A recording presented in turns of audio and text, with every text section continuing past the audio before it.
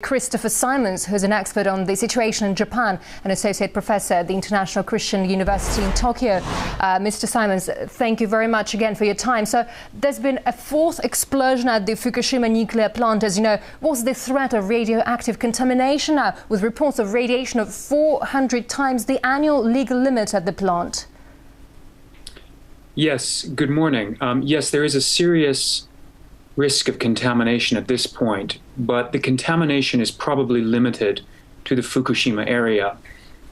In the event of an event such as this, the amount of radiation released into the atmosphere from a steam explosion will be quite large, but it will be relatively contained to a geographical area around the plant. As we saw yesterday, the exclusion zone has been increased from 10 kilometers to 20 kilometers, and people inside that zone will certainly face an increased risk of radiation. The people who will have the most danger will be the people who are working to stop this disaster at the moment, that is the emergency workers and military personnel around the plant. Now, they will be likely receiving quite high doses of radiation, and the rest of the country and perhaps the world should certainly feel quite grateful to the work that they are doing to stop this meltdown. And also there are 6 reactors at Fukushima, and there have been explosions so far at 4. Is the situation out of control? Could blasts happen at the other 2? And what kind of radiation threat could we be facing if so? Yes, as of this morning, the most serious threat is at Fukushima Daiichi reactor number 2.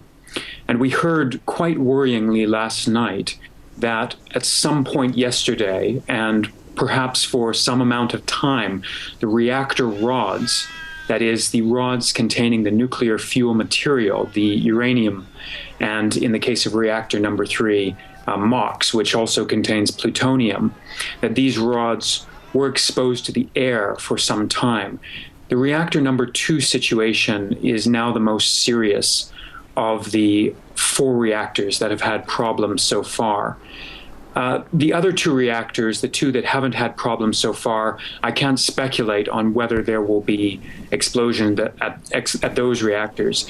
As I understood it, reactor number 4, where a small fire occurred yesterday, was already shut down. This indicates a number of possibilities. The possibility that seems most likely is that the authorities are having to focus on the reactors whose temperatures are the highest, and that may require the divertment of coolant and cooling materials, such as generator power and pumping power, away from the other reactors. So, yes, the situation does seem to be getting worse. The situation at reactor number 2 in particular is very bad. If those reactor rods were exposed to the air, that is, if the level of coolant in the reactor, which is now seawater as I understand it, they're using seawater to cool this reaction. If the level of coolant in the reactor pressure vessel, the RPV, falls below a certain level, the tops of those rods will be exposed to the air. When those rods are exposed to the air, there is a superheating of the air and any water vapor around them. That causes oxidization, essentially very rapid rusting, which produces hydrogen. And that hydrogen is what, as we have seen, has caused the explosions in reactors 1 and 3, and now most recently reactor 2. So the potential of a more serious meltdown event at the moment is centered around reactor number 2. This is a significant problem, and we have to keep watching the situation quite closely. Yet, and what can be done? What are the authorities doing about this situation? Well, from 200 kilometers to the south in Tokyo, which is where I am, at the moment, I can say the authorities are doing everything they can, or seem to be doing everything they can, and taking all the right steps to contain this disaster. There are some concerns. The most immediate concern, which has come to us in Tokyo over the past 12 hours, last night, it's been quite a long night, is that the amount of fuel available in the north, that is gasoline and diesel fuel, is not sufficient. In other words, the north is simply running out of fuel. And diesel fuel is one of the keys to resolving this situation. There are, at the moment, I believe, a number of fire trucks, fire emergency vehicles, pumping water into these exposed or damaged reactor buildings. These pumping trucks have to continue working.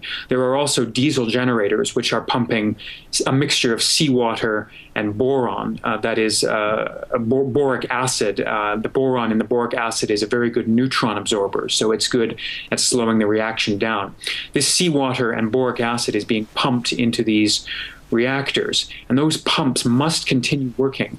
It's very difficult for normal people to imagine the amount of pressure, water pressure, that's required in this situation. We think of high pressure water as coming out of a garden hose or a police water cannon.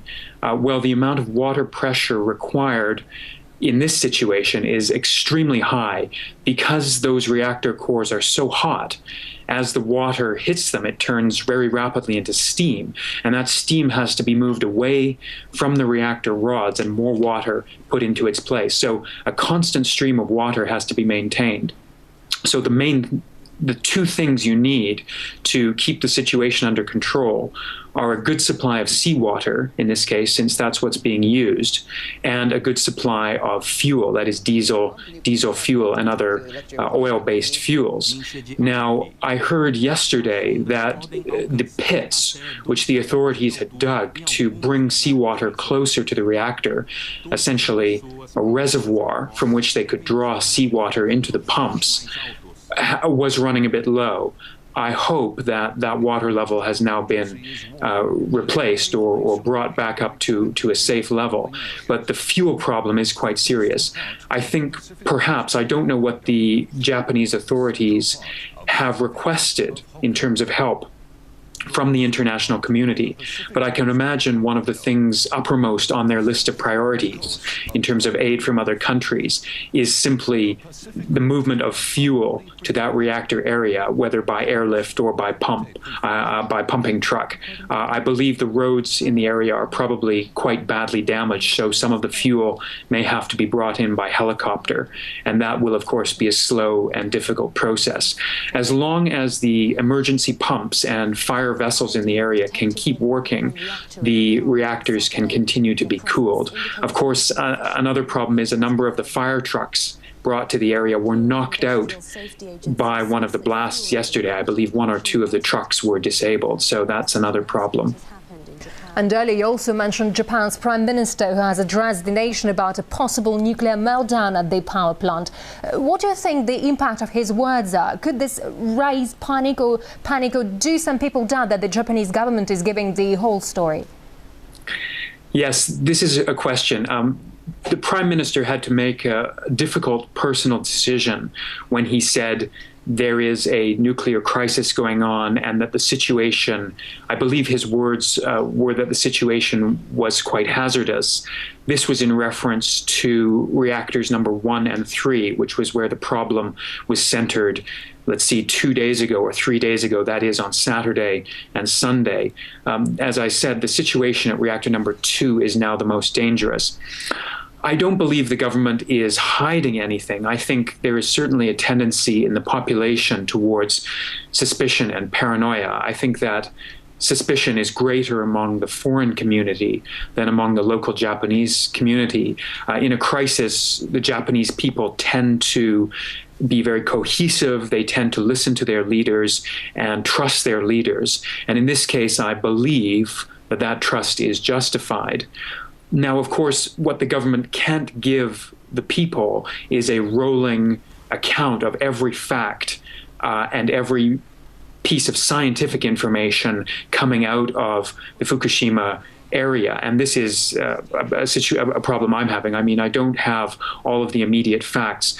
For example, this morning there were reports that around reactor number 2, the containment vessel was damaged, and that was the word which the news agencies such as NHK used, the Japanese news agencies. Now, I don't know whether that means there has been damage to the reactor pressure vessel, that is the immediate vessel containing the nuclear and control rods, or cracks perhaps in the concrete containment vessel, which is outside the pressure vessel. Both of those situations would be extremely serious.